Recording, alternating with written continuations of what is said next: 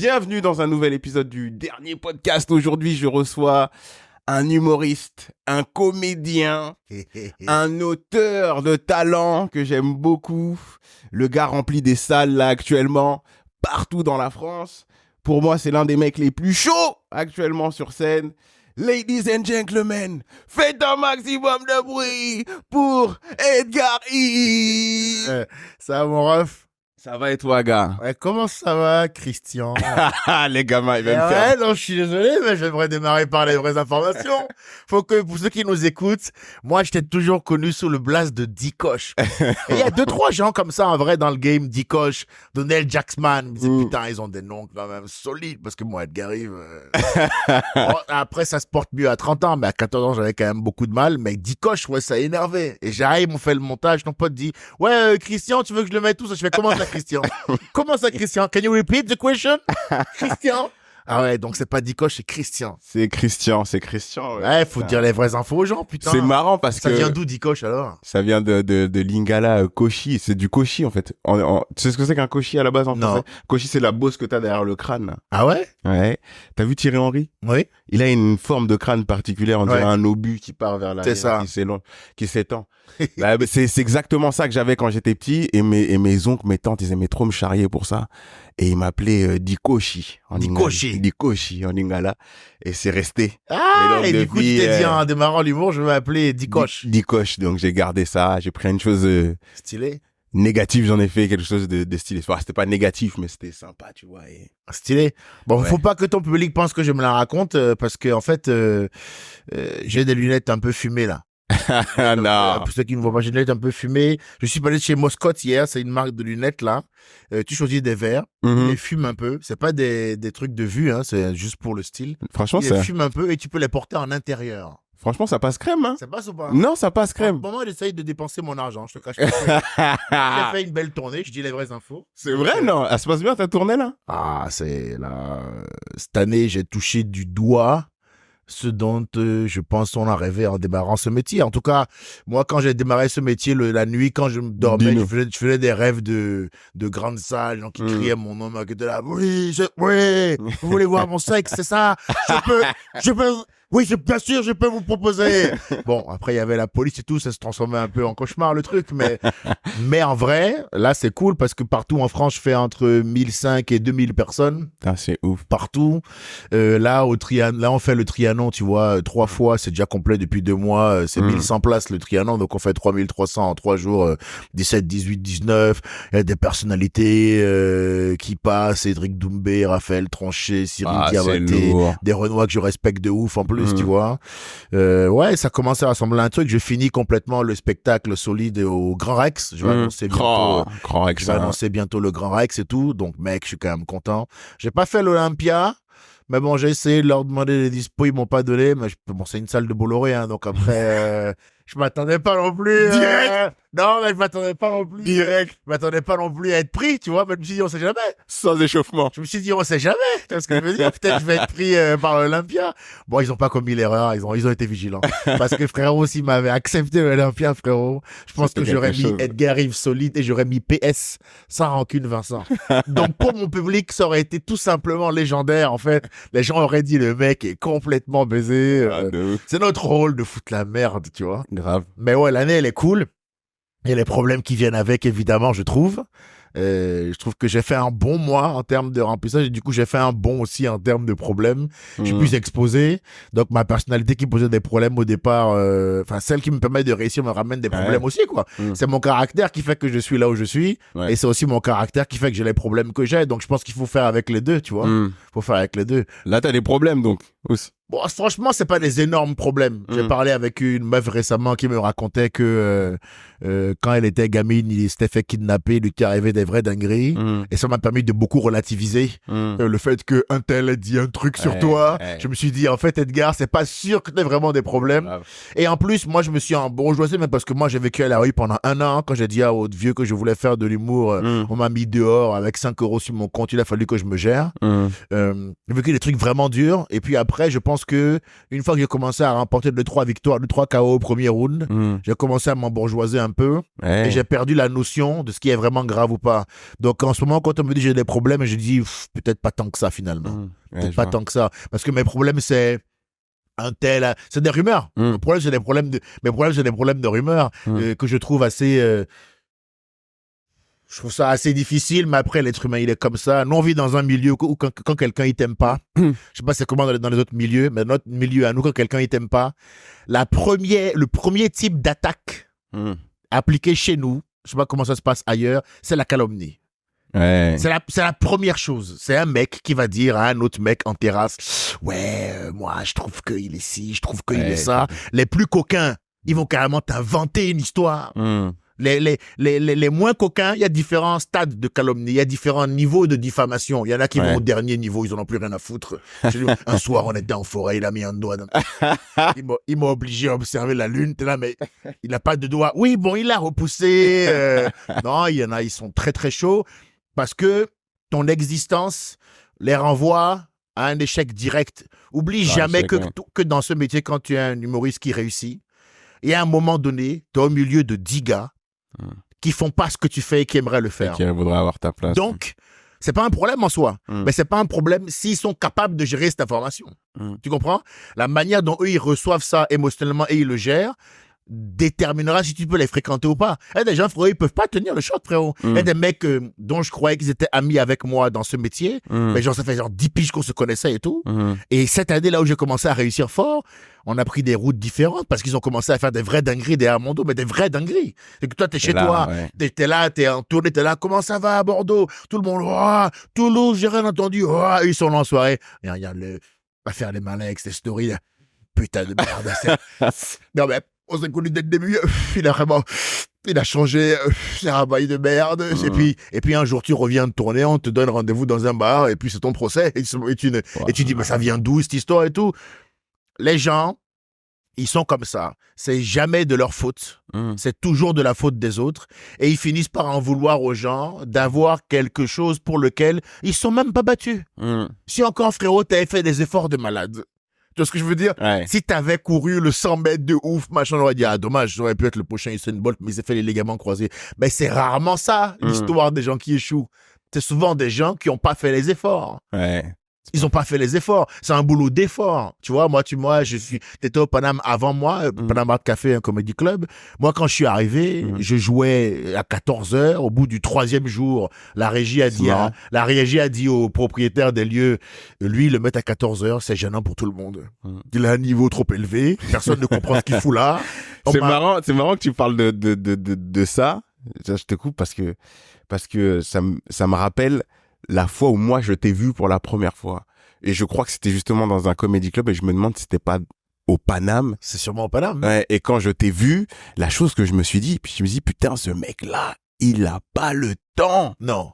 Il a pas le temps. Non. Moi, je faisais partie de ceux qui arrivaient, qui jouaient, qui disaient bonjour, qui restaient polis avec les gens et qui repartaient. Mais toi, je suis arrivé, je t'ai vu, j'ai senti ton énergie directe, je me dis, putain, il a pas le temps. Non. Et il y a une autre chose que j'ai apprécié chez toi, et là, tu t'en as parlé un peu, c'est ton goût pour la vérité, en fait. Oui, frère. Je me dis, mais putain, ce gars-là, il pue la vérité, il transpire. En tout cas, dès qu'il a un truc dans la tête, il le dit. Et il y a beaucoup de gens dans les comédie clubs qui sont dans le politiquement correct, tu vois. Toi, t'es arrivé, t'as dit, non, pourquoi moi je joue pas, alors que lui joue, et il a pas le niveau. Oui. Pourquoi tu posais les vraies questions, les questions que les gens avaient honte, souvent honte ou osaient pas parce que ils ont peur ils avaient peur de perdre quelque chose. Et toi, je suis arrivé, quand je t'ai vu arriver, je me dis putain, ce gars, il a peur de rien, il a pas peur de perdre quelque chose et il dit les choses et il est sincère. Et je me suis dit, tu m'avais mis une baffe. Mais c'est le background des gens qui aident à comprendre. Et peut-être que tu devrais nous dire d'où tu viens, parce que c'est... Moi, je m'appelle Edgar-Yves Monou, fils de Edgar-Yves Monou Junior, fils de Edgar-Yves Monou. Mon père a fait tous les postes chez moi, sauf président de la République. Au Bénin, mon pays d'origine, m'appelait Edgar-Yves Monou Junior. Donc là-bas, le gars avait des plans pour moi. Hein. Oui, il a vraiment écrit Junior. Hein. C'est vraiment des gars. Hein. Le gars a vraiment écrit Junior sur mon acte d'état civil, frérot. Il a pas compris que Junior, c'est un surnom. Il dit non, point dessus. Attends, dans mon pays, Junior, c'est un prénom. Non, c'est pas un prénom, en fait. Il faut rétablir la vérité. C'est pas un putain de prénom, en fait, Junior. Vous êtes complètement irresponsable. C'est une taille de vêtements. On dit pas, vous êtes malade. C'est un niveau dans un cabinet associé Junior, d'accord. Mais c'est pas un prénom, bande de bâtards. On est complètement malade. De toute façon, nous, avec nous, bienvenue. Laisse tomber. Laisse tomber, on est fous, nous. Et un jour, je lui ai dit au don, mais pourquoi tu m'as appelé Junior sur le l'acte d'état civil? Il me dit, bon, c'était pour être sûr. Il m'appelle Edgar, il dit, si vous voulez être sûr qu'on nous confonde, mais si tu voulais être sûr, il fallait m'appeler Raoul, en fait. Là, il n'y avait aucun débat, en fait. Tu m'appelais Alain, Christian, Didier, Dicoche. Mais le gars, il m'appelle comme lui et il me crée des problèmes que je n'ai pas demandé avant même ma naissance. Tu vois, c'est le type de gars que moi j'ai eu. Donc, le gars est prévu que je prenne sa place en politique, que je sois avocat, je reprends le cabinet familial aussi, parce que j'ai ma licence de droit. Donc, le plan était de reprendre le cabinet familial et après de me lancer en politique et aller là où il est jamais allé, devenir président. Il avait un schéma comme ça. Bon, c'est pas du tout passé comme il avait prévu, frérot. Je suis arrivé un matin, je lui ai dit, moi, je vais faire comique. Il dit, c'est-à-dire? Comique. Où ça? Comique quoi? Comment? Attrapez-le. Donc, bon, c'est une course poursuite. Qu'il ne sorte pas de cette pièce. Il ne sorte pas de cette pièce. Donc, c'est une course poursuite qui s'est finie dans la rue, où je suis resté. Ça a été très, très dur pour moi. Je suis passé de gosse de riche avec 2000 € par mois à rien foutre à Poitiers, avec 2000 € par mois à rien foutre à vraiment... pendant à peu près 5 ou 6 mois dehors, frérot, dormir sur des bancs, voler dans les magasins pour bouffer, avant de finalement être hébergé par des potes qui m'ont pris en pitié. Et là, c'était aussi une autre forme de calvaire, hein, parce que quand t'es pas chez toi, hein. Et on te le fait comprendre. Au début, on t'héberge avec gentillesse, et au bout de 4 jours, on te fait vite comprendre que finalement, t'es pas chez toi. Donc, c'était assez difficile. Donc, moi, je viens de là. Moi, c'est le truc le plus traumatisant que j'ai vécu dans ma vie, ça, de me retrouver un peu dehors. Ouais. Donc, c'était difficile pour moi. Et je me suis retrouvé là-dedans parce que, si tu veux, je n'aime pas qu'on m'impose ce que je dois faire dans la vie. J'aime pas les menteurs, les voleurs, les tricheurs. Et j'aime pas les faux semblants. Or, c'est un notre milieu, où il y a énormément de faux semblants. Donc, moi, quand je suis arrivé, j'étais un problème dès mon arrivée. Moi, mais de ouf. Moi, c'est ça. Je me souviens de ça. Moi, je me rappelle très bien, frérot. Dès que je suis arrivé, frérot, putain, j'ai le nez qui coule. Dès que je suis arrivé, frérot, j'étais un putain de problème. Mais moi, j'ai trouvé que tu faisais du bien, justement. Parce que tu posais les bonnes questions. Il y a des gens, moi, je fais partie de ceux, quand je suis arrivé, je voulais pas me prendre la tête, tu vois. Pas me prendre la tête. J'arrive, je veux jouer, je veux partir, je veux rejoindre ma famille dans le 77, t'as vu? Je te fais venir dans mon village. Ouais. Tu comprends le cadre dans lequel je vis. Quand j'ai très vite compris que c'était, tu vois, on en parlait juste avant, c'était tout le monde voulait devenir calife à la place du calife. Dès que j'ai compris que c'était cette règle, moi j'avais quitté l'entreprise pour venir dans le game. Et dès que j'ai compris que c'était le même schéma en fait qu'en entreprise, j'ai dit vas-y, laisse-moi venir faire mon truc que j'ai envie de faire parce que j'ai un rêve quand même et j'ai une passion. Et après je rentre à la maison, tu vois. Mais toi t'es arrivé avec un aura déjà dès le départ. Dès que t'étais là, on savait que t'étais là. Et quand tu parlais, c'était que la vérité qui sortait. Je me dis, putain. Non, ça pose un problème. Effectivement, c'est peut-être comme tu le dis. Oui, t'étais problématique, mais pour moi, problématique dans le bon sens. Mais parce problématique, c'est un mot qui me colle à la peau depuis que j'ai démarré ce métier. Ça n'a jamais... C'est-à-dire, ce mot ne m'a jamais décollé à la peau. Tout le monde a toujours dit, il est problématique. Et parce que, en fait, ce que je vous dérange parce que... Enfin, je dérange ces gens-là, notamment récemment les pseudo, je dis bien, féministes de notre milieu, parce que deux pieds dans le plat. Parce que moi, toujours. Moi, tu me connais, moi, il y a aucun problème pour ça. Oui. Toujours. Le matin, le soir, le midi, quand tu fais, moi. Tu sais, Dicoche, ça, il y a pas de... La casserole. Emmenez-moi la casserole. On met les pieds dans le plat quand tu veux, à n'importe quelle heure du jour et de la nuit. Obélix. Oui, du Bénin. Ça, tomber dans la vérité. Donc, voilà. Je dis bien les pseudo féministe, parce que j'ai entendu ça, il y a un soir, il y a une meuf qui vient, frérot, je le fais en accéléré, hein, comédie club qui m'emmerde, qui est dans une soirée, je suis pas d'accord avec elle en débat, elle va dire dans les oreilles de tous mes potes dans la même soirée, c'est au Barbès Comedy Club, hein, vous pouvez téléphoner pour vérifier, c'est facile à vérifier, hein. C'est simple à vérifier, frérot. Okay. Elle dit aux gens, il est misogyne, machin. Bon, moi, à l'époque, on fait un peu les cons. À l'époque, ça picole, ça prend de l'acé, vraiment, on est tous alcoolisés et drogués, tu vois ce que je veux dire? Donc moi, je suis en train de, bon, évidemment, il y a longtemps, hein, depuis moi, je ne bois plus, je ne fume plus, je machin. Mais tu vois, j'ai aucun problème à dire la vérité, y compris qu'à un moment donné de ma vie, je me suis drogué. C'est des soirées, on était tous drogués. Tous. Tu vois ce que je veux dire? Sous cocaïne et alcool. Donc, peut-être qu'ils auront du coup du mal à confirmer le récit, puisque je lâche des vraies informations. Mais on est là, on fait la fête. Il y a une meuf qui dit une merde en débat. Je dis, ouais, ta gueule. Voilà, c'est pas parce que t'as une meuf que tu n'y arrives pas, c'est parce que t'es nul. Bon, l'autre, elle avait poney le jeudi. Elle avait poney tous les jeudis à 16h. Donc, quand je lui dis ça, si tu veux, elle sent tout de suite les voix de l'Afrique. Emmanuel, oh, hey! Il y a nos ancêtres qui viennent. Il y a nos ancêtres qui viennent la soulever. Et plutôt que d'accepter et que ça déclenche chez elle une réflexion, elle préfère gérer ça en disant aux gens, il est misogyne. Et c'est là où c'est des vrais connasses, ces meufs-là. Parce que t'es vraiment nul, en fait. T'es pas nul selon moi. Ce que je l'ai dit en vidéo et ça avait bad buzzé sur les réseaux, mais je le redis là. Pour que ce soit bien clair. C'est pas toutes les meufs qui sont nulles. Toi, t'étais nul, toi. Je dis bien toi spécialement, tu étais nul. C'est ad hominem, direct. C'est une attaque à toi, tu es nul. C'est-à-dire que toi, et tu es pas nul, selon moi, hein, pour ceux qui nous écoutent, c'est pas selon moi. Je vais expliquer le concept de nul. Nul, ça veut dire que lors d'un plateau où il y a différentes personnes qui passent, ça rigole avant ton passage. Ça rigole après ton passage et pendant ton passage. Et là, ça devient mystique. Il y a le Jésus qui dit, libérez-la! In the name of Jesus, libérez! Vous êtes libérés! Libérez! Les gens, ils sont là.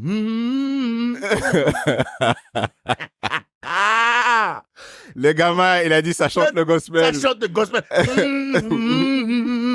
Pendant que tu joues, tout le monde est là. Parce que tu es nul. Tu n'arrives pas à enchaîner 2-3 passements de jambes corrects. Tu te prends les pieds dans la pelouse, le menton directement. Tu es nul. Tu fais tomber aucun rire. D'accord? C'est ça être nul dans notre métier. Sévère parce que on fait un métier où tant que t'es personne, frérot, t'es traité comme une merde. Ouais. Ce que j'ai pas aimé dans certains articles, c'est que ils ont voulu nous faire croire qu'il y a que les femmes qui ont souffert dans ce milieu. Frérot, quand on est arrivé au début en Comedy Club à Paris, ça a été difficile pour tout le monde parce qu'on fait un boulot où peu importe ton sexe, tant que t'as pas mis de but, on te traite comme une merde. Je me suis pas embrouillé avec le Paname, moi. Je me suis pas barré avec tête contre Derka. Partout, je suis passé dans ce milieu, on m'a marché dessus. Dans toutes les zones. Pourtant, j'ai ravalé ma salive. J'ai rien dit. J'ai bu de l'eau fraîche là-dessus. Je suis allé m'entraîner au Mont Fuji avec Maître Lee. Et je suis revenu. Et faire des nouveaux katas. Et maintenant, partout où je passe, on me respecte. Tu veux jouer? Non, merci. Tu veux jouer? Non. Je suis juste venu boire un verre, de rigoler avec les copains, je m'en vais. J'ai pas besoin de jouer chez vous. C'est ce niveau-là que j'ai atteint parce que je suis ravalé ma salive. C'est pas seulement les meufs qui ont vécu ça, tous les mecs l'ont vécu. Et donc, je disais donc qu'il y a une loi dans notre milieu qui est très simple, qui, même si elle est sévère, elle est comme ça, elle est immuable. Vous pouvez faire tous les papiers que vous voulez, sortir toutes les chartes que vous voulez. À la fin, ce sera la même loi. Dans ce métier, soit tu claques, soit t'es claqué. Ça là, tu peux faire tous les articles que tu veux. Tu peux te victimiser, sauce mayo, harissa, algérienne, barbecue, pommes frites, c'est une des meilleures. Non, pommes frites, c'est une des meilleures. C'est tu peux te victimiser à toutes les sauces que tu veux. À la fin de la journée là, tu te retrouves en face du même problème. Hein. Faut faire une bonne blague. Ah, je suis obligé? Oui, madame. Si, monsieur, vous êtes obligé. On ne peut pas. Non, on ne peut pas. On ne peut pas. On ne peut pas. On ne peut pas, hein? On ne peut pas. Tu dois faire une blague. Oh. Bon, comme je suis dehors, j'ai senti que c'était... Ah, voilà, on y revient. Là. Écoute, il y a des gens, s'asseyent du soir au matin, ils tentent de faire une vanne entre 14h et 16h. 14h, ils y vont. 14h30. Vers 15h, 22h, ils disent, bon, en tant que femme, oh, Denise, ressaisis-toi, Denise. Non, tu sais pas ce que j'ai vécu en tant que femme. Non, Denise, c'est ces meufs-là qui m'emmerdent. Je comprends. Tu comprends? En tant que, si j'ai vécu des choses. Toi, t'as rien vécu, toi.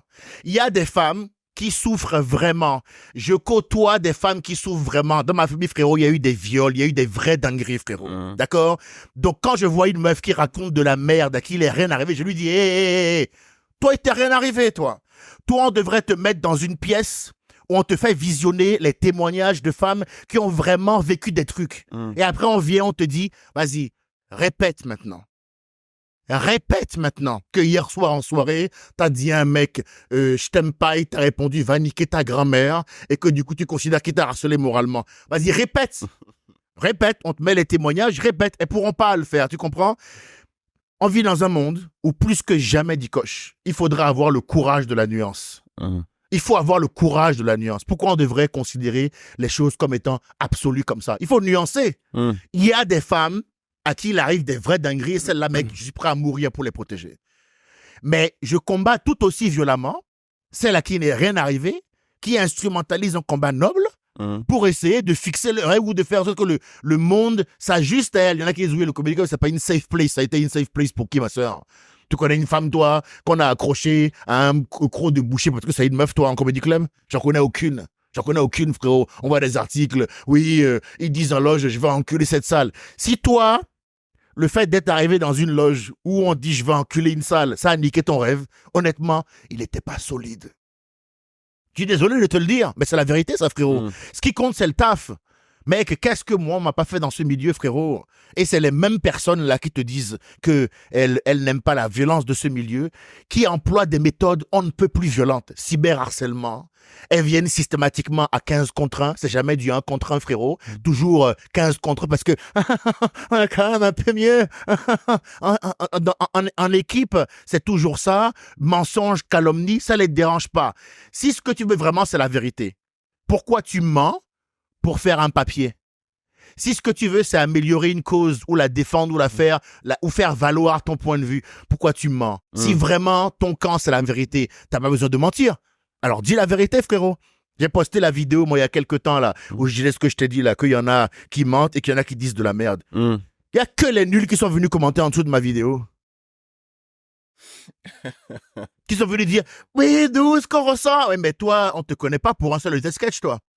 D'accord. Moi, frérot, on va te dire un truc. Les gens peuvent dire beaucoup de trucs sur moi dans ce milieu. Tout le monde te donnera une idée sur mon caractère, machin et tout. Mais est-ce que tu as déjà entendu un mec dire que je suis nul?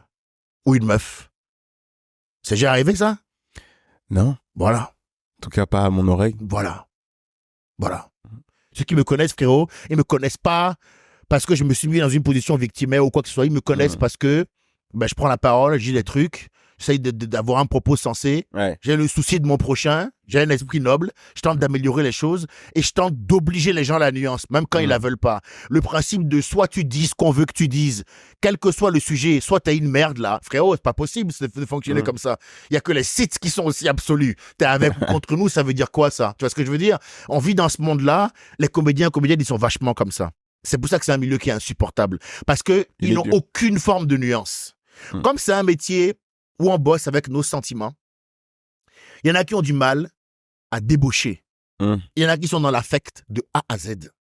Donc eux, quand ils ont un souci avec toi, principalement quand on a un problème avec quelqu'un dans la vie, écoute, Dikosh, d'abord il y a deux choses. Des fois il y a des chemins qui se séparent. Écoute, on n'est plus fait pour s'entendre, tu vas à gauche, moi je vais à droite, que Dieu nous protège tous. On pourrait aussi se la jouer comme ça. Mais non, à cause du problème d'affect et émotionnel qu'ils ont, quand eux ils n'aiment pas quelqu'un, il faut que cette personne-là soit cancel. C'est selon cette théorie-là qu'on va dire, je me suis engueulé avec lui, il m'a répondu, j'ai mal vécu l'engueulade, ne le faites plus jouer. Tu te rends compte du niveau d'ego qu'il faut avoir pour que si quelqu'un t'a pas plu, il doit plus travailler. Il doit plus exister. C'est cet extrême-là qu'on leur dit, mais vous avez pété un boulard, en fait. Où tu dis à 2-3 meufs là qui ont justement voulu me créer des problèmes, tu dis, mais t'es malade, toi. Toi et moi, on s'est engueulé, tu m'aimes pas, mais c'est la fin de l'histoire. Passe à autre chose. Passe à autre chose. Mais il est particulier ce milieu, et je pense qu'on sera d'accord, parce que en plus du travail, t'as autour de nous, t'as la célébrité, t'as l'argent, t'as les garçons, les filles, en fonction de tes goûts, et je trouve que ça vient encore plus fausser nos relations, parce que en vrai, tout à l'heure je faisais le parallèle avec l'entreprise. En vrai, dans l'entreprise, tu retrouves les mêmes schémas. J'allais te dire. Tu retrouves exactement les mêmes schémas. Frérot, mais ils sont juste le monde de l'humour. Ils sont juste amplifiés dans le monde de l'humour. J'ai l'impression qu'ils sont juste amplifiés, ou dans le monde du show business entre guilets. Mais tout le monde va se reconnaître là-dedans, frérot. Amplifié. Dans une entreprise, il y a un mec qui marche plus que les autres, non? Bon, voilà, c'est pas ce que tu dis là. Non, c'est vrai, mais frérot, Il faut élargir. Puisqu'en plus on fait un podcast, il faut élargir. C'est valable à tous les corps de métier, frérot. On est d'accord. Qui est-ce qui... Écoute, je vais t'expliquer, c'est très simple. C'est qui celui que la plupart du temps on critique? Où ça? Au taf. Quelle est la particularité de celui ou celle qu'on critique? Écoute, ma meuf, frérot, c'est une Italienne, franco-italienne, c'est une meuf qui gère des équipes. Donc, elle a à peu près une quinzaine de mecs sous ses ordres, mecs et meufs. Elle est ingénieure dans l'énergie. Elle va dans les entreprises pour dire comment ils doivent être plus écolo, machin. Bon, encore une tactique pour prendre un maximum d'oseille. Bon, et ma meuf, donc, elle a un poste en fonction. Elle est juste en dessous du PDG, je ne sais pas comment ils appellent ça, un truc comme ça. Elle a 15 mecs et meufs sous ses ordres. Elle me dit elle-même que c'est les meufs qui sont les plus gênantes avec elle. Et que les meufs disent que si elle est au poste où elle est là, c'est forcément parce qu'elle s'est fait sauter. Il y a des meufs en 2024 qui disent d'une autre meuf qui est à un haut poste de fonction que si elle est là, c'est parce qu'on l'a baisé. C'est pas misogyne, ça? C'est pas un problème féministe, ça? Et c'est des mecs ou des meufs, ça? Donc tout n'est pas noir ou blanc. Et la nuance, c'est hyper important. Première chose que je veux leur faire comprendre. Parce que on veut me faire passer pour le méchant. Mais je veux obliger tout le monde à nuancer. Je ne veux pas mettre au même plan une meuf qui s'engueulait avec un mec et une meuf qu'on a violée dans un coin qui voulait pas, mon frère. Tu comprends ce que je veux dire? Ce n'est pas la même chose. Faut nuancer les choses, c'est important. Et ensuite, quelle est la personne qu'on a toujours critiquée, frérot? Celle qui est en haut, qui est devant. C'est systématique. En humour, on n'a jamais calomnié le mec qui prend des bides tous les jours. De temps en temps, on se fout un peu de sa gueule vite fait parce qu'on est des humoristes et que c'est notre nature se foutre de la gueule des gens. Ceux qui disent oui, oh là, j'ai un concours de vannes. C'est comme si tu vas au centre d'entraînement du PSG, tu me dis, il jonglait, il jonglait, pied gauche, pied droit, ambidextre. T'es complètement crevé, Philippe. C'est du foot qu'ils font. Tu m'attendais pas. Ah, mais il y a écrit PSG, centre d'entraînement. Tu croyais qu'ils allaient faire du dombolo? C'est quoi ton concept à toi? Donc, on critique toujours celui qui a une forme d'avance, celui qui est toujours un peu en avant, celui dont le dos est devant et on lance des shurikens dedans.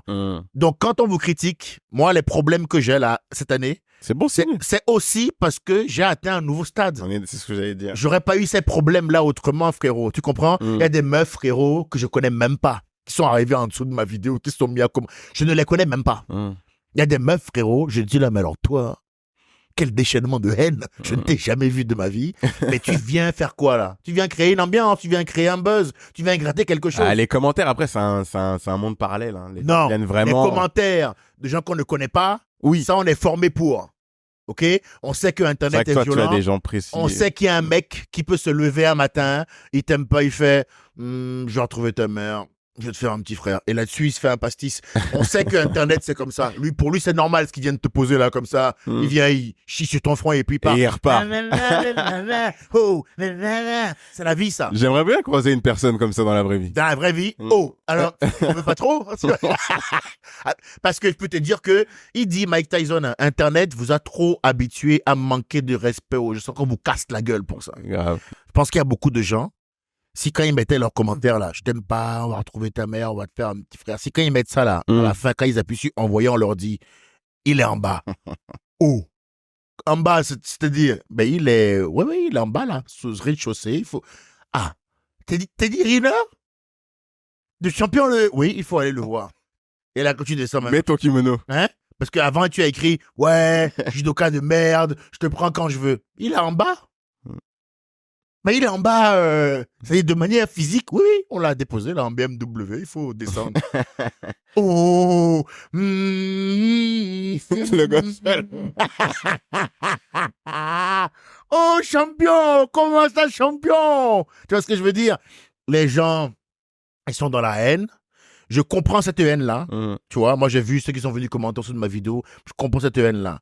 Cette haine-là, c'est la frustration non gérée. Ça veut dire... Il ou elle, bon, en l'occurrence, c'était 2-3 meufs, donc je suis bien obligé de le dire, sont pas à l'endroit où ils veulent, puis ils viennent, ils chient, ils tentent de créer quelque chose. Sinon, comment tu peux justifier qu'une meuf que tu ne connais même pas arrive, mettre des commentaires comme ça, machin. Bon, après, je dis c'était le féminisme, donc pourquoi pas. Mais de manière générale, c'est un milieu où il y a beaucoup d'appelés, très très peu d'élus. Ouais. Frérot, il y en a 5 à vivre. sur 15 000. Et c'est dur à vivre quand t'es pas l'élu, en fait. Mais c'est dur. C'est dur à vivre. Certains savent le gérer, d'autres ne savent pas le mais gérer. Tout ce que tu es en train de faire parce que tu es frustré là, faut que les gens comprennent que à la fin de tout ce déchaînement de colère là, ils vont revenir à la case départ. Hein. Faudra encore écrire une blague. Écoute, il y a personne qui est devenu ultra connu parce que il ou elle est allé mettre un commentaire en dessous de la vidéo de je sais pas qui. Reprends-toi. Boss. La réussite, c'est pas l'affaire privée de 2-3 mecs ou 2-3 meufs qui ont de la chance, 2-3 mecs qui ont des privilèges. Non, non, non. La réussite, là, dans notre milieu, c'est une histoire d'être bon ou pas bon, de claquer ou d'être claqué. C'est que ça, en fait. Et ça, là, c'est à la portée de n'importe qui. Je connais plein de meufs qui y arrivent. Je connais plein de mecs qui y arrivent. Tu vois ce que je veux dire? Il y a plein de meufs qui y arrivent dans le milieu. Il y a plein de mecs qui y arrivent dans le milieu. C'est une question d'effort et de travail. Tout le reste, là, c'est de la poudre aux yeux. C'est une invention ridicule. Ça ne correspond à rien du tout. Faut travailler, faut bosser.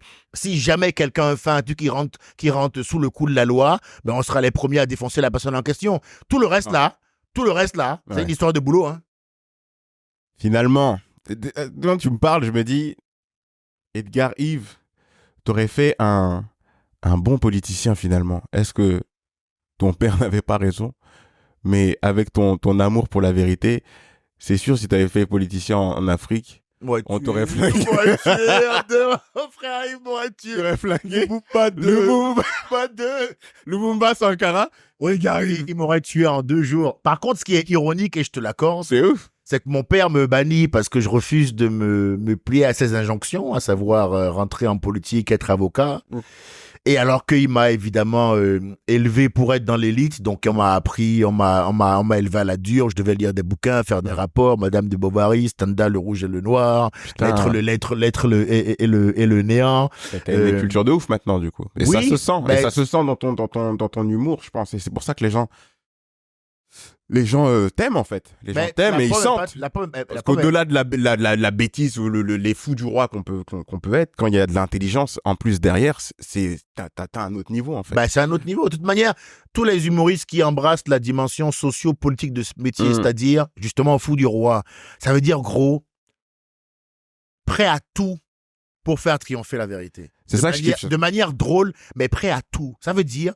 Le mec est en bif avec Bolloré, quoi. Frère. Le mec est en bif avec Bolloré. Ben voilà, c'est tout. Parce que j'arrive... Qu'est-ce qu'on peut dire de plus? Frère, j'arrive sur la chaîne de Bolloré, on me dit, voilà, t'es chez Bolloré. Moi, je me dis, bon, ben, c'est peut-être le bon endroit pour dire... c'est maintenant. Pour dire qu'il a volé. Oh, vraiment, coupez tout. Trop tard, c'était en direct. Donc voilà, mais tu vois, je suis un peu comme ça. Donc même pareil, sur les meufs, quand on me dira, il faut absolument tenir tel discours sur le féminisme dans ce milieu, je dirais non. Je connais des meufs qui souffrent et je connais des connasses. Tu comprends? Et ça, je le redis tous les jours. Tu comprends? Parce que c'est la vérité. Et je le dis dans tous les domaines. Regarde, c'est ça que devrait avoir comme craint un artiste.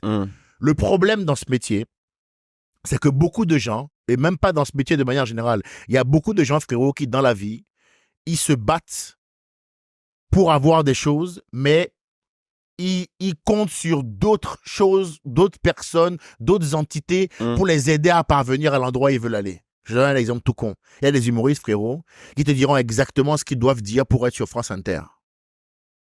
Te dis, c'est la gauche bien pensante, là, qui justement, sous couvert de tolérance, est extrêmement intolérant. C'est des gens, ils sont extrêmement intolérants. Ceux qui parlent de tolérance, mec, en 2024, c'est les gens les plus intolérants que j'ai vus depuis que je suis enfant. Et j'en ai vu des gens intolérants. Mais ceux qui disent maintenant qu'il faut être ouvert, là, ce sont les pires. Ils te cyberharcèlent, ils te niquent ta grand-mère de toutes les manières où ils peuvent. Ils passent, s'il faut, par le mensonge. Ça veut dire qu'ils t'ont vu un soir dans une ruelle égorger un chat, ça les dérange pas. Même si c'est jamais arrivé. Tu te rends compte du niveau où ils sont rendus, les gens? Moi, c'est ce que j'ai vécu quand on a commencé le MeToo dans ce milieu-là et que j'ai voulu apporter un peu de nuance. Mec, qu'est-ce qu'on m'a pas foutu comme histoire sur le dos? Impossible de le mettre au grand jour puisqu'il n'y a rien. N'importe quel journal qui dit un truc sur moi qui est faux, frérot, c'est de la caillasse gratuite, hein. C'est de la caillasse gratuite pour moi. Et moi, mon public, frérot, il va pas arrêter de venir me voir pour, oui, à un moment donné, il s'engueulait avec une meuf qui a mal le cul, ils diront, Pareil, ben, la vie est dure, hein, qu'elle se prenne un casque. Nous, en tout cas, on a pris les places pour le Trianon. Allez, champion, on y va. Allez, champion, on est tous ensemble. C'est le grand jeu. La France est debout. N'allez pas le voir. Pourquoi on va pas le voir? Mais j'aime pas. Ah non, mais ça on s'en branle, Gwendoline. Allez, champion, on est tous ensemble. Oui, c'est ça la réalité. Et je voulais te finir mon raisonnement. Le problème de compter sur d'autres gens pour réussir, ça veut dire, ça t'empêche d'être toi-même. Ouais. Mon frère, les 4 T de Télérama là, ou les 3 T, ou les 2 T. Bon, à partir de 2 T, hein, ça devient un peu chiant. Mais en tout cas, les T de Télérama, là, c'est pas obligatoire. Et en plus, moi, je les ai eus sur mes 2 spectacles, Certifié taquin et Solide. Et plus j'ai avancé, plus j'ai fini par comprendre à quoi ça pouvait correspondre d'avoir les 3 T. Oui. Oui. Je sais quelle impression, moi, je leur ai fait quand ils m'ont vu la première fois. Et maintenant, je sais la raison pour laquelle on est éloigné. Parce que si je veux avoir votre validation à vous, il y a un discours que je dois absolument tenir. Si je ne le tiens pas, vous ne me validez pas. Bon, ben, le mieux, c'est que vous ne me validiez pas. Parce que être moi-même, c'est plus important qu'avoir 127 T. Quitte à te mettre à dos ta famille, quitte à te mettre à Frère, dos. je me suis embrouillé avec mon père. Ouais, c'est le début de ma vie, ça. Ouais. Tu penses vraiment que 4 T ou 3 T ou 20 T, ça va me faire un truc, moi? Tu penses vraiment que être dans la sélection des humoristes 2024 de Canal+, ça va me gratter le cul, j'en ai rien à foutre. Tout est une question de performance et mon talent, vous ne pourrez pas me l'enlever. Donc moi, je vais continuer à jouer, à casser des bouches, tu vois, à mettre des vidéos et à vendre mes tickets. Qu'est-ce que j'en ai à foutre d'être validé par une pseudo bien-pensance de mes couilles, frérot? De toute façon, j'explique aujourd'hui. Hein. Aujourd'hui, il y a soit t'es un bon journaliste, soit t'es une pute. Et il y a très peu de bons journalistes. Hein. Je répète, soit t'es un bon journaliste maintenant, soit t'es une pute. Et il y a très peu de bons journalistes, frérot. Donc, être validé par cette équipe-là, non, parce qu'on se connaît maintenant. On sait qui est qui, en fait. On sait qui t'es, on sait qui vous êtes, en fait. Donc, j'en ai à foutre que tu me valides. Les gens ne croient pas suffisamment en eux. Moi, j'ai l'insolence de croire qu'avec ou sans leur validation, je vais quand même trouver mon chemin. Est-ce que c'est pas ça le travail d'un artiste, finalement? On n'est pas censé... Est-ce que c'est pas ça le travail d'un artiste? Mais si, t'as vu ce qu'il a fait, Jamil? T'as vu Jamil récemment, frérot? T'as vu Jamil, il est arrivé France Inter, il a posé ses couilles sur le mic, frérot, et il leur a dit, allez niquer vos grands-mères. C'est pas ça la place d'un artiste. Et après, tu vois les mêmes journalistes qui disent, bravo. Ah ouais? Toi, tu dis, on te connaît, toi. Qu'est-ce que tu viens commenter, quoi, pour dire, les vrais savent de quoi, les vrais savent quoi? On te connaît, toi. Là, c'est quand ça t'arrange. Quand t'as envie de faire un truc sur Bolloré, dans ce cas-là, tu viens me voir. Et dès que je vais dire un truc sur la meuf que t'aimes pas, dans ce cas, je suis plus un bon gars. Les journalistes, frérot, c'est des gens, ils peuvent t'élever un jour et te chier dessus le lendemain. Pour ce simple constat-là, que ta stratégie d'évolution repose sur eux, c'est pas suffisamment fiable. Frérot, quand tu fais un plan, tu dois faire un plan qui fonctionne, on est d'accord? Tu veux pas faire un plan par rapport à des gens. Si tu dis un truc qui leur plaît, ils vont te saucer. Si tu dis un truc qui leur plaît pas, ils vont t'enfoncer. C'est pas fiable comme stratégie. On est d'accord, c'est pour ça qu'aujourd'hui, beaucoup d'artistes percent sans même passer par des canaux classiques. Ben oui, comme parce que la télé. Aujourd'hui, on a la chance d'avoir les réseaux sociaux, on a la chance d'avoir des chaînes de mailing. Tu peux mettre en place des choses toi-même pour être ton propre média, en fait. Oui, mais ça oblige à être bon. Ouais. Et encore une fois, mais ça, être bon, ça veut dire se lever le matin. Et à bosser aussi. Oui. Ça veut dire se lever le matin, écrire des blagues de 8h à 20h, aller les tester après de 20h à 1h du matin et recommencer le jour d'après. Il y en a combien qui font ça dans notre métier? C'est vrai. Il y a combien d'escrocs, frérot?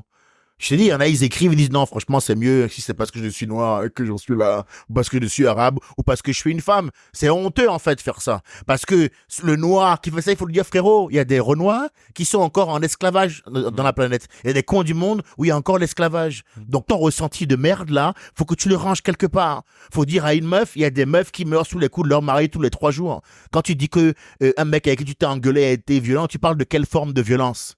C'est honteux ce que tu fais. Faut dire aux Arabes, frérot, regarde ce qui se passe à Gaza, regarde ce qui se passe dans l'autre coin du monde. Arrête tes conneries, toi. Ton problème, c'est que t'es nul. Faut que tu gères cette information-là. La vérité. Ben oui, faut que tu gères cette information-là rapidement parce que t'es en train de faire des dégâts. Faut que tu la gères, cette information-là, parce que tu es en train de faire des dégâts, parce que tu n'arrives pas à la gérer. Tout est bon, sauf admettre que tu es nul. C'est facile pourtant. Tu es nul. Mais il y a des remèdes à ça. Il y a le travail. C'est pas un problème d'être nul. En fait, on croit que quand je le dis, moi, j'éteins la personne qui est nulle. Non, moi, j'ai été nul. Et je suis nul dans plein d'autres trucs. Edgar, ça fait mal, la vérité. Mais écoute, Dico, j'en ai marre. J'en ai marre. Ça suffit, en fait. J'en ai plein le cul, mon frère. Ça suffit. J'en ai marre. Ça suffit, en fait. J'en ai marre. Non, ça fait mal de quoi? La vie est censée vrai. ne pas être douloureuse. C'est vrai. C'est quel monde qu'on a créé où on n'est pas censé avoir mal une seule fois? C'est quelle utopie, ça? Bande d'imbéciles. Ça commence à me faire péter un plomb, en fait, frérot. Ça fait mal, la vérité. Va niquer ta grand-mère, en fait. On n'a pas tous mal tous les matins au réveil ici. Pasteur, calmez-vous, pasteur. Non, mais écoute, il faut dire la vérité aux gens. Si tu veux pas avoir de problème, meurs. Décède. Va, écoute, prends un badge, va à la défense, tu montes en haut d'un grand immeuble. Tu vas Je viens pour un entretien. Pour un entretien et tu feintes tout le monde et tu accèdes au toit. Et là, tu sautes. Tous tes problèmes seront finis. C'est vrai. Tous tes problèmes seront finis. Sinon, si tu veux être parmi nous là, faut gérer tes problèmes. Et être nul, c'est pas une fin en soi. Le problème, c'est que nous sommes dans une société où on a dressé l'échec comme le pire truc qui pouvait arriver. On a l'impression qu'un mec qui échoue, frérot, une meuf qui échoue, oh là là, c'est vraiment une merde. Alors qu'en fait, échouer là, c'est le passeport d'entrée pour la réussite. C'est l'antichambre du succès, l'échec. Donc quand on te dit que t'es nul, sois heureux de cette information. Parce que du coup, tout ce qui te reste à faire, c'est progresser. Et quand tu es assez lucide sur toi-même, quand tu as fait une introspection, une auto-analyse qualitative, il n'y a plus grand monde qui peut t'atteindre, hein, frérot. Si moi, je ne suis pas au clair avec le fait que j'ai un peu d'embonpoint, le premier qui me fera une vanne sur mon bide, là, ça a mal passé, hein. Et je serai là. Et c'est de la grossophobie. Moi, je sais pas. Hein. Il m'a dit j'ai débourré. Je peux le prendre comme ça aussi. C'est vrai. Après, c'est des questions. J'ai débourré. Si de jamais le fait qu'il me dise j'ai débourré me dérange, il me reste à développer du gainage, prendre mes jambes, mettre mes baskets et entamer les différents footings que je peux entamer. Voilà. Si t'es nul en humour, ben, il faut trouver un moyen d'être bon. Et si effectivement, au bout d'un certain temps, malgré des méthodologies de travail exceptionnelles, tu n'as pas réussi, peut-être il faut se rediriger vers la soudure. Un CAP plomberie. CAP plomberie. Est-ce que t'as coiffure. Est-ce que t'as des regrets des fois sur tes positions ou sur des fois où t'as pu dire la vérité, t'as vu la réaction de la personne et est-ce que t'as déjà nourri des regrets?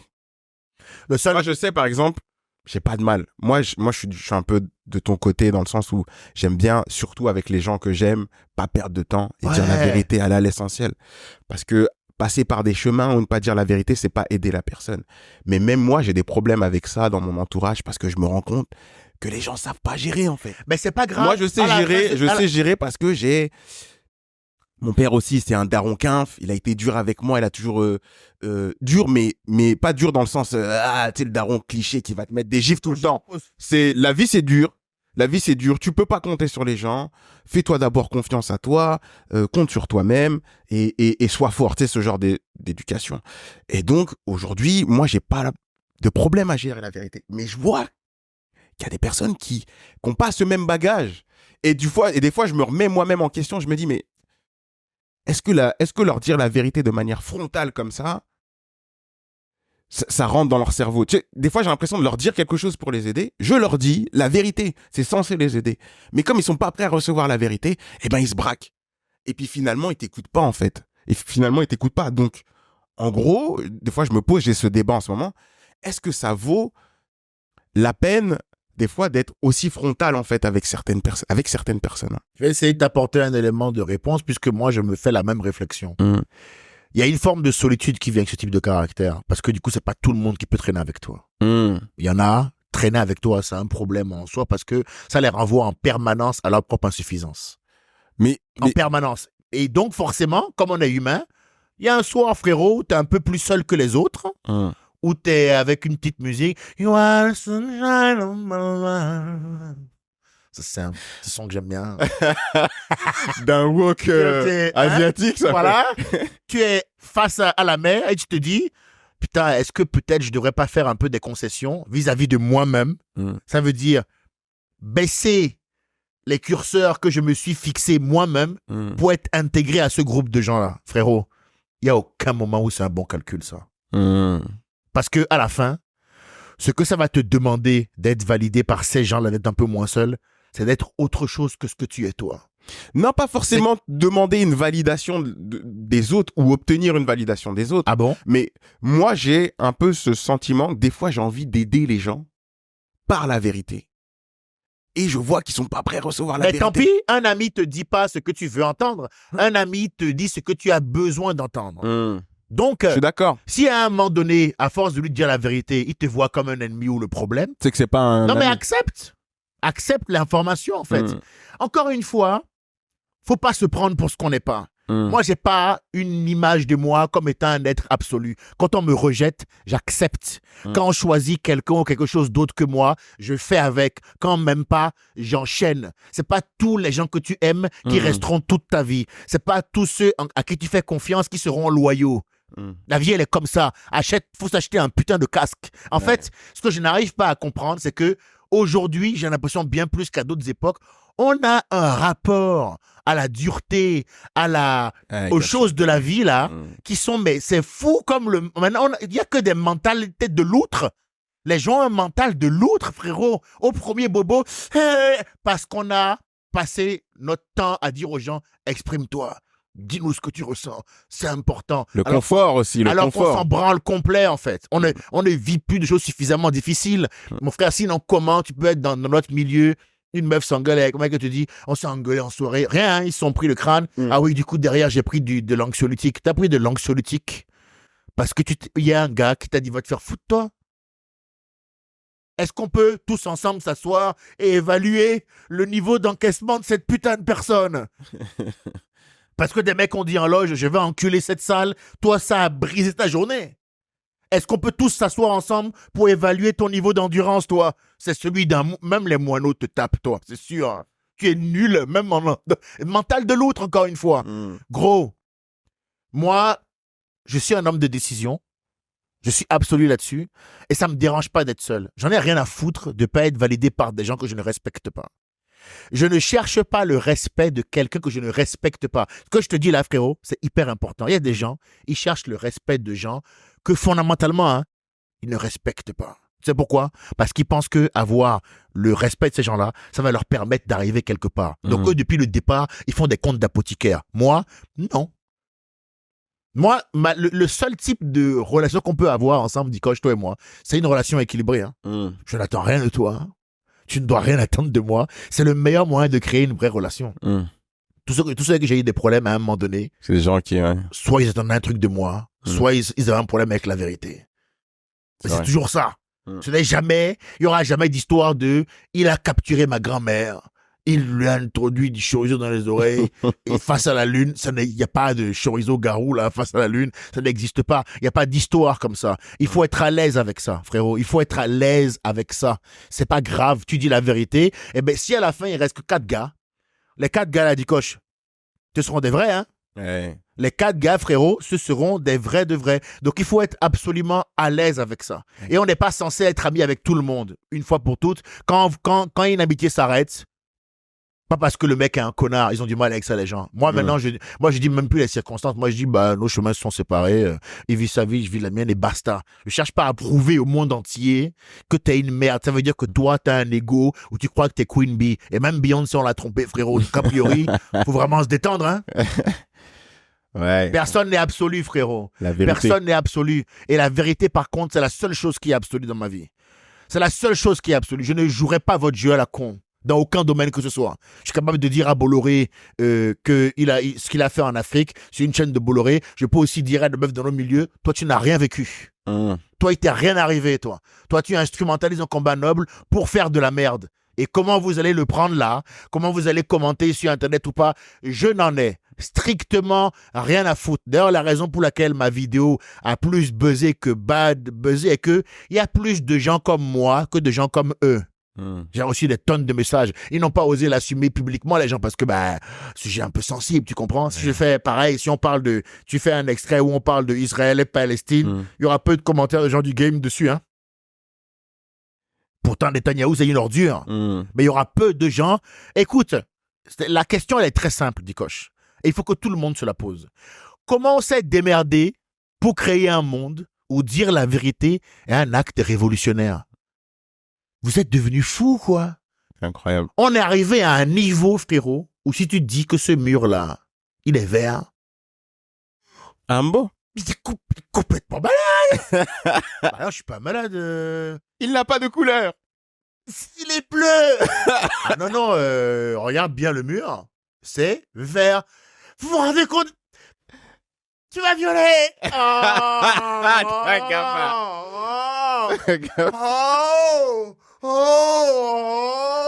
Mais non, mais ça n'a rien à voir. Si je me rappelle, c'est un 15 janvier. Ah, voilà. Et encore une fois, hein, je ne déprécie pas le combat des femmes quand je fais ça. Hein. T'as bien compris ce que je veux dire. C'est cette connasse-là que je veux démonter. Tu comprends? Je respecte toutes les femmes. Je protégerai toujours tout ce qui me protéger. Mais les gens comme ça, là, je vais leur faire la misère jusqu'au bout. T'es remonté. Ouais, ce sont des merdes. Ce sont des merdes. Jusqu'au bout, je vais leur faire la misère. Tu comprends? Comme je lâche pas Bolloré, comme on lâche pas France Inter. Parce que le rôle d'un humoriste, c'est d'être un acteur pour faire en sorte que la société devienne plus vivable. Ça veut dire que on n'acceptera pas la victimisation injustifiée. On est prêt à défendre. C'est notre rôle de défendre les nobles causes. Oui. C'est le rôle d'un artiste de faire ça. L'opprimé, la veuve. Bien sûr, c'est mon rôle de faire ça. Donc si moi j'arrive et que je me déchaîne sur un truc, demandez-vous pourquoi.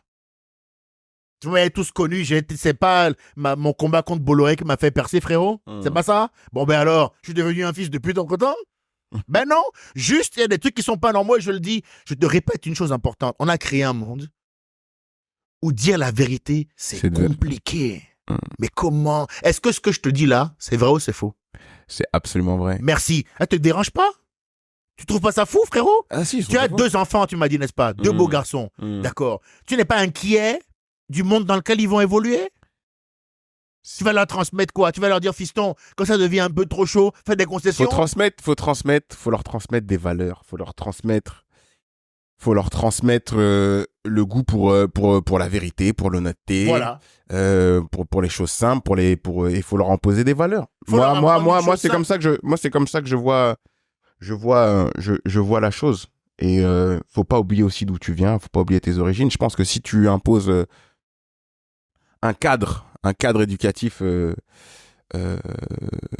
à tes enfants, et ben il y a pas de raison qu'ils deviennent des gens bizarres à l'avenir. Mais je suis d'accord avec toi et c'est pour ça aussi que j'aime ton parcours et que j'aime ton goût pour la vérité. Si je veux avoir cette discussion avec toi. Il faudrait aussi dire la vérité.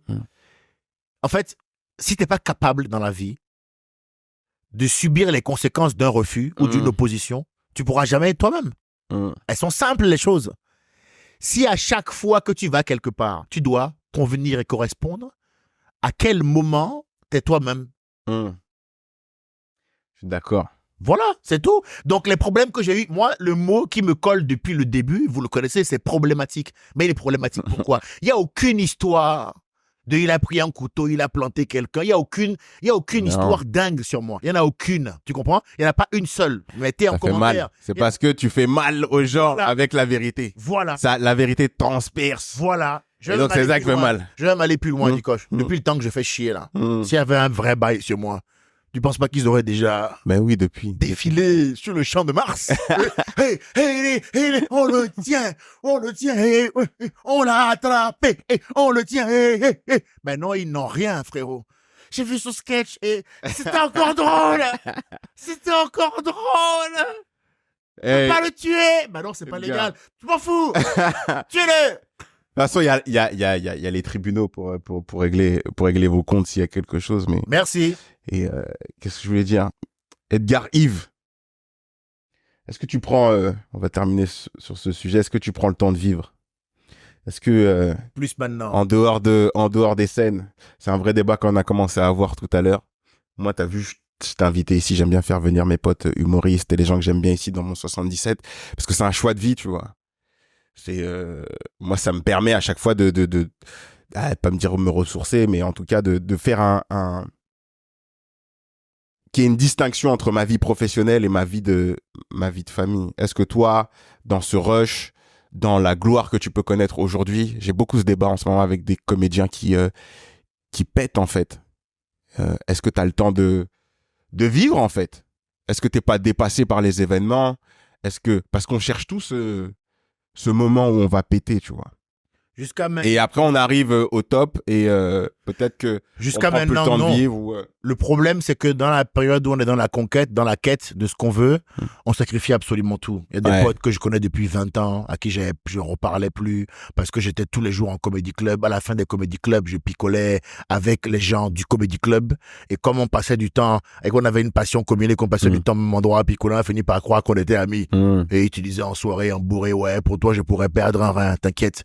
Le jour où l'occasion de perdre un rein va se présenter. Où le chirurgien a demandé, quelqu'un peut donner un rein? Il ne perdra même pas un ongle pour toi. Et ça, c'est des éléments qui te font revenir à la réalité et qui t'endurcissent. C'est bien la souffrance qui nous fait grandir. Pour ceux qui veulent l'éviter, là, qui s'inventent des vies, là, la souffrance nous fait grandir.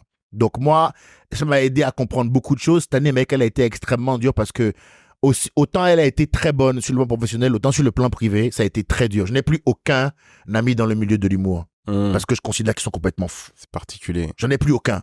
J'ai des amis que je connais depuis 20 ans que j'avais pas calculé à cause de mon métier. Bah maintenant, j'ai fait amende honorable.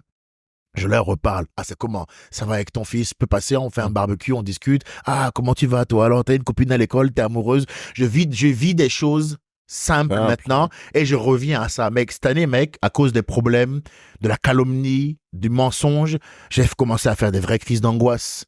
J'ai commencé à faire de l'attaque de panique, me retrouver à l'hôpital, des arythmies cardiaques. Pour la première fois, je me suis rendu compte que j'avais un corps et une santé pas éternelle, tout ça, machin et tout. Donc, il y a d'autres questions de la vie, moi, qui sont venues me saisir et qui m'ont fait me dire, ok, d'accord. Bon, déjà, faut plus que jamais continuer à dire la vérité, parce que je sais pas pour combien de temps t'es là. Mais le temps où t'es là, il faut les faire zouker jusqu'à la fin. Que toi, on te connaisse comme un DJ qui a mis du son partout où il est passé, qui a mis une ambiance. Faut être reconnu comme un DJ de la vie qui a mis une ambiance partout où il est passé. Première chose.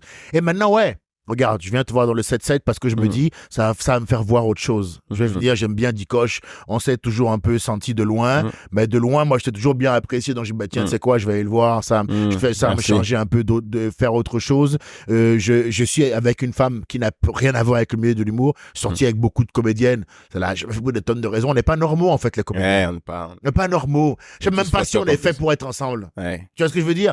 Ben, peut-être pendant une certaine heure, me disait un comédien, me disait, après, il me disait, moi, j'ai un temps. Après minuit, faut rentrer. Moi, j'ai un temps. Vous, là, c'est de 15h à 17h. Une fois que votre créneau à vous, les comédiens, il est passé, moi, je suis un bouliste. Je joue à la pétanque, je fais autre chose. Moi, je suis un champion de ping-pong, mais je n'ai rien à voir avec votre histoire.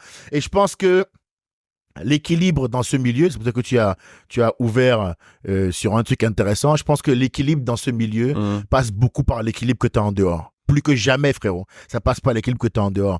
Moi, les rapports que j'ai avec ma copine maintenant, c'est avant, mec. Mec, avant, j'allais en comédie club. À la fin du comédie club, je me bourrais la gueule avec des comédiens dans le comédie club. Je rentrais chez moi, je revenais au comédie club. Toute l'année, c'était ça. J'allais jouer. En vacances, je partais en vacances avec des comédiens. Je sortais avec des comédiennes. Mec, j'ai fini par exploser, en fait. Ouais. Quand j'ai réussi, tout ce monde-là a commencé à se tourner, me mettre des coups de chlasse. Et je me suis rendu compte que autant j'avais fait les bonnes analyses sur le plan professionnel, autant j'avais eu le courage de travailler correctement, de me mettre en face de mes insuffisances, parce que moi, quand j'ai démarré, je n'étais pas parfait. J'avais des qualités naturelles pour faire ce métier, mais par contre, j'étais nul sur plein d'aspects. Mon jeu s'est amélioré, mes choix de sujets, mes choix de thèmes. J'ai démarré en parlant du zouk comme tout le monde. Moi, je me suis rendu compte que peut-être qu'il fallait modifier un peu le cadre, et puis je suis arrivé sur la corruption, Bolloré. Donc, j'ai grandi aussi, j'ai beaucoup bossé. Par contre, sur le plan pro, comme c'était pas le plus important, pour moi, finalement, c'était des animaux de compagnie. C'était un délire de frérot. Je traîne avec des gens pour me sociabiliser un peu. Mais tout ce qui comptait, frérot, c'était de percer en stand-up, d'être reconnu comme un grand stand-upper. Donc pour moi, la soirée bière et picole, où à la fin je couchais avec Denise, là, c'était un moment de détente après un grand match. Et puis le lendemain, il y avait encore un autre grand match. Maintenant, la partie en dehors est hyper importante pour moi. Je suis avec une Italienne qui a pas la mentalité française, déjà, ce qui est vachement important pour moi. Et les Italiens, c'est un peu des blédards aussi, tu vois. Donc, on se retrouve sur beaucoup de trucs. On part en vacances ensemble. Elle m'aide, elle m'équilibre, je l'équilibre. Elle s'appuie sur moi, je m'appuie sur elle. Ce que je rencontre, c'est un plus. Sinon, frérot, je passe vite à autre chose. J'ai les moyens de ma politique, parce que l'avantage de faire une grande tournée est que du coup, tu fais un beau chiffre d'affaires. Et à la fin, t'as un compte en banque qui est rempli. Donc, je suis pas millionnaire, mais par contre, je peux m'acheter ce que je veux. Quand je fais les courses, je regarde pas. Je peux aller en vacances du jour au lendemain. Tu vois, là, on part au Portugal. Après, on va enchaîner Tanzanie, Zanzibar. Pour la première fois de ma vie. Là, tu vis là. Mais pour la première fois de ma vie, bien. cet été, je pars 3 fois, frérot. Je fais Portugal. Je reviens du Portugal. À Portugal, je vais faire Afro Nation. Tu sais, je vais danser avec Dadju, tout le monde, bien sûr. Et loge privée, j'ai payé tout, frère. J'ai dit à ma copine, tu prends le plus cher. C'est Guingamp, Bordeaux, Toulouse, Poitiers. C'est eux qui nous sponsorisent. C'est la France qui m'a envoyé là-bas. Je suis le représentant de l'humour français noir. Je suis Mobutu deuxième. Mais c'est mérité, c'est mérité. Va kiffer, Portugal, Tanzanie, Zanzibar. Après, je finis un peu au Japon. Après, je fais une grosse prépa physique. Parce que physiquement, moi, j'ai beaucoup payé cette année. Vers la fin de saison, là, frérot, j'avais plus une goutte de jus, mec. Faut le prendre au sérieux, c'est un vrai. Attention, hein. Il y a des Américains qui font des prépas physiques avant de... Mais là, mec, pour la première fois, je vais faire une prépa physique et de malade, hein. Surtout toi, t'as un coffre énorme, t'as un rythme... Même quand je... Un rythme énorme. Un rythme très soutenu, c'est pas du stand-up chill, moi, je suis pas là. Même les gens qui t'écoute doivent faire une prépa. Tu comprends? Tu vois ce que je veux dire? Donc, c'est pas du stand-up chill du style. Et je sais pas si vous connaissez la Jamaïque. Mais non, moi, c'est très énergique et c'est pendant 2 heures, 2 heures et demie tous les soirs. Ensuite, tu vas dans l'hôtel, après tu prends le train ou l'avion, tu vas à la date suivante. Pour faire une tournée, frère, physiquement, il faut être en forme. Ça, je l'avais pas pris en compte non plus. C'est des nouveaux thèmes que je vais aborder dans Vigilance, mon nouveau spectacle.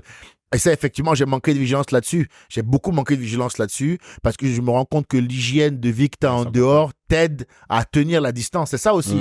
On est peut-être trop dans ce boulot-là, de A à Z. On fait trop tout dedans. Il faut avoir une vie en dehors. C'est hyper important, tu vois. Toi, tu es dans le 7-7. Je t'ai toujours trouvé plus détendu quand je t'ai vu, plus équilibré. Les gens comme toi, souvent, je vous regarde en mode, pourquoi lui, il est pas en colère? Il y a que moi qui suis fâché ici. Je te jure. Des fois, je vous regarde en mode, mais lui, il est pas fâché, lui. Parce que toi, c'était dans le 7-7, tu faisais des barbecues. T'avais autre chose en dehors pour t'équilibrer. Moi, j'ai tout misé là-dedans. Alors, ça peut expliquer aussi, du coup, ma réussite. Parce que moi, plutôt que d'être dans le 7-7, dans un meilleur logement, ben, j'étais dans le 18e, dans une chambre de bonne, de 8 mètres carrés, toilette sur le palier. Mais par contre, j'étais à 5 minutes de tous les comedy clubs. Oui. Voilà. Donc, par contre, je pouvais aller jouer de 18h à 1h du matin. C'est des choix stratégiques. Dans la vie, il y a 2 types de réussite, frérot. Il y a la professionnelle, mais il y a aussi la privée. Ouais. Mais l'idéal, après, il faut choisir. L'idéal, c'est d'avoir les deux. Ouais. Mais moi, pour le moment, j'ai une réussite professionnelle. Mais sur le privé, j'ai beaucoup de réglages à faire. Je me suis rendu compte que j'ai mal choisi. Je me suis entouré de beaucoup trop de comédiens et de comédiennes. Je maintiens que c'est une énorme connerie, tu vois. Donc maintenant, quand t'es bouché, tu m'intéresses. T'as grandi où? Viens, je t'offre un verre. Électricien, j'adore, super. Comment tu t'appelles? Tu vois, c'est important. On le dit pas assez aux gens. Mais maintenant, dès que quand tu me dis comédien, le pourcentage de chances que tu es entré dans ma vie, mec, il baisse de 80% maintenant. Maintenant, ce que je veux, c'est des gens de la simplicité. Des Toulousains qui crient de la diversité. Des boulistes. Je veux être ami avec des joueurs de pétanque, moi. Tu vois ce que je veux dire? Je veux des trucs qui n'ont... Je veux... Être attaché à la vie. C'est pour ça que je te posais cette question. Est-ce que tu prends le temps de vivre? C'est très important pour moi. Oui, je veux vivre des choses qui me feront relativiser les thés de Télérama, l'émission de TF1, l'émission de M6 ou celle de Canal, ou d'être à Non, je veux que les gens me ramènent à l'essentiel et ce qui est important. Je t'ai dit, hein, malgré tous les problèmes qui sont essentiellement des problèmes de calomnie que j'ai vécu cette année, il y a une meuf qui m'a raconté un truc qui lui est arrivé gravement, comme je t'ai dit. Elle était kidnappée, machin et tout. Il lui est arrivé des dingueries, c'est pas à moi de le dire. Mais quand elle m'a raconté ça, mec, j'ai pas dormi pendant 3 jours. C'est une femme à qui il est vraiment arrivé des dingueries. Parce que j'ai vécu ça, quand j'ai vécu les calomnies avec les meufs, là, il y a plein de gens qui m'ont apporté leur soutien en disant, bah, le mec s'est engueulé avec une meuf, on veut lui faire des histoires pour rien, c'est des conneries. Il y a une femme qui m'a raconté, frérot, qu'on l'a kidnappée. On l'a kidnappée à un arrêt de bus quand elle avait 14 ans. Il lui est arrivé des vraies dingueries. Elle a passé une nuit compliquée. Quand quand elle m'a raconté ça, mec, c'était tellement violent ce qu'elle m'a dit, frérot, que j'ai pas dormi pendant 3 jours. Et après, je me suis dit au thème des 3 jours, et moi, ce qui me rendait triste jusqu'à maintenant, c'est que machin avait dit à machin que moi, j'aurais apparemment machin. Est-ce qu'on en a pas rien à foutre, frérot? Donc maintenant, je les calcule plus. Ces gens-là, de ce milieu, je le dis ici, mec, ils n'ont aucune importance pour moi. Ils n'en ont aucune. Je sais que le milieu de l'humour, c'est ça. Et le monde, c'est ça, frérot. T'as capté? Donc, je vais pas définir ça à travers un petit point comme ça dans l'océan. T'as compris? Je viens, je travaille. Ceux avec qui je peux rire, tu m'as vu, je suis toujours le premier à mettre l'ambiance sur le trottoir du Comedy Club, à faire rire tous mes potes. Tout le monde te dira, je suis un bon gars. Ceux qui m'aiment pas, c'est pour des raisons très techniques qui n'ont rien à voir avec... Tu vois ce que je veux dire? Ceux qui m'aiment pas, c'est souvent... Si tu remontes tout en haut de la pyramide, il y a un seum, frérot. Mais sinon, moi, je suis le mec qui fait rire tout le monde, frérot. Tout le monde me connaît. Dès que j'arrive au Paname, Edgar est là, on va rigoler. Ben, bien sûr. Parce que je fais les blagues que personne n'ose faire, parce que je fais rire tout le monde. Donc, ils sont rien pour moi. Ce qui m'intéresse, ceux avec qui je peux rire, je rigole avec eux. Ceux avec qui je peux pas, ben, c'est bien, on rigole pas. Très bien. On va pas se prendre la tête, on rigole pas. À la fin, ce qui compte, c'est de faire des blagues. On est là pour ça. Bon, il se trouve que je suis bon dans ce domaine-là aussi, pour le coup. Donc, j'arrive, je fais ce que je sais faire. Je rôde mon show. Je vis avec mon public et je trace ma vie. J'ai un lien fort avec ceux qui me suivent maintenant et ça m'équilibre beaucoup. Amen. Edgar Yves, merci pour cet entretien. Avec plaisir, frérot. Qu'est-ce qu'on peut te souhaiter pour la suite? Il faut qu'on me souhaite de la santé. J'ai entamé un processus depuis maintenant 1 an important. Je bois plus, je fume plus. Bon, Amen. J'ai jamais pris beaucoup de drogue. Hein. Ça m'est arrivé de prendre 2-3 traces de C par-ci par-là à l'époque. Parce que moi, je suis un mec. On peut me tenter bêtement, quoi. je suis quand même influençable. Je suis faible. T'en veux? Non, tu devrais essayer. Bon, d'accord. Vraiment, vraiment. Moi, ça va très très vite, quoi. Donc, il faut qu'on me donne la santé. Souhaitez-moi par-dessus tout du courage, parce qu'il y a des moments c'est pas difficile, c'est pas facile. Que le bon Dieu, moi je suis croyant, continue de mettre des bonnes étoiles sur ma route, frérot. D'où moi je suis parti là, me retrouver dehors avec 5 € sur mon compte à la rue pour être là où je suis, pour être là où je suis maintenant. C'est forcément parce que j'ai une bonne étoile. Donc pitié qu'elle reste dans les parages, parce que j'en ai besoin pour continuer à dire la vérité, continuer à faire mon travail pendant 20 ans, faire rire les Français et dénoncer les problèmes de société. Et souhaitez-moi du courage et de la santé. C'est le truc dont j'ai le plus besoin. Voilà, des bons amis, une femme aimante. Voilà, du barbecue, voilà, des légumes, du bon sport. Souhaitez-moi des choses essentielles de la vie parce que finalement, j'en ai pas profité. J'en ai pas assez profité, frérot. Quand je vois des gars comme toi, beau gosse, t'as une femme, 2 enfants, moi, j'ai envie d'avoir ce que t'as, par exemple. Tu vois, moi j'ai envie d'avoir ça aujourd'hui. J'ai envie d'avoir une famille, d'avoir ma vie en dehors. Écoute, pourquoi ceux qui ont percé un peu dans ce métier, frérot, ils se sont vite éloignés? C'est dur, c'est un milieu dur. La capacité que les gens auront à répondre à cette question-là, ils vont comprendre de quoi on parle. Les gens, le premier truc qu'ils font quand ils percent en humour, c'est quitter le game. Le premier truc qu'ils font. Moi, je suis arrivé, j'ai quitté. T'as quitté. Géographiquement, en tout cas. Voilà. Et je continue à faire mes allers. Frérot, il y en a, ils sont même plus à Paris. Il y a des grandes stars de ce milieu, ils vivent même plus à Paris. Bien sûr. Parce que eux, ils sont arrivés à un niveau où quand ils mettent leur nom sur une affiche, quoi qu'il arrive, c'est rempli. Donc eux, qu'est-ce que tu veux qu'ils viennent se faire chier? Donc ça veut dire bientôt tu vas venir me rejoindre dans le 77 alors. Bien sûr, non, mais je vise d'autres villes. Déjà, j'aimerais bien acheter vers Toulouse, Bordeaux, Biarritz, les villes un peu du sud, là. Il fait chaud encore. Moi, je suis dans leur délire, ACDC, surf, barbecue. Moi aussi. Moi, ils m'ont eu là-dessus. Moi, j'aime bien les trucs comme ça et tout. Pétanque, ping-pong. Voilà. Cano, il faut que tu ailles à Cano. Ou à Biscarrosse. Voilà. J'aime bien cette nom-là, avec des petits sons. Un mec qui est là. Ramsis, je suis là. Dis donc, chérie, il est bien ce monsieur. Donne-lui un peu de fric. C'est pour le pourboire, j'adore. Continue à chanter. C'est la madame. C'est bien un blanc qui travaille comme ça. Un punk à chien. Punk à chien. Prends 20 €. Prends un peu de fric. Il faut absolument que je vive autre chose. Donc, souhaitez-moi ça. Et beaucoup de distance par rapport à notre milieu et d'être vraiment hors d'atteinte des coups parce que c'est vrai que les gens ils emploient des méthodes qui sont vraiment pas chevaleresques, tu vois, parce que tu peux ne pas aimer quelqu'un, c'est parce que t'aimes pas quelqu'un T'es prêt à toutes les bassesses. En fait, c'est le concept, comme je t'ai dit dès le départ, de je l'aime pas, il doit plus vivre, en fait. Tu vois, ça, c'est fou. Cancel Nation. Mais t'imagines? Mm. Ils sont là-dedans, en fait. Si eux, ils ne t'aiment pas, toi, tu dois plus exister. Écoute, il n'y a pas que moi que ça choque, mec. Hein. C'est la raison pour laquelle, quand on débat publiquement, il ne gagne jamais en face de moi. Parce que du coup, tout le monde fait, bah pardon, mais ce que ce jeune homme vient de dire, là, c'est plutôt cohérent, en fait. C'est ce qui fait mon succès avec les gens. Mm. Ce qui t'a marqué chez moi, c'est que j'arrive, frérot, et je dis ça, sévère, hein? On avait convenu que, mon frère, vous avez convenu ce que vous avez convenu, ben je vous le dis haut et fort, il est Ce midi mur là, est vert. ce mur est vert. Ce mur est vert. Ce mur est vert. Merci pour ta vérité. Merci pour ta sincérité. Merci de l'accueil, frérot. Edgar Yves Monou Junior. Bâtard. Ils ont vraiment mis Junior, frérot. Ils ont vraiment mis Junior.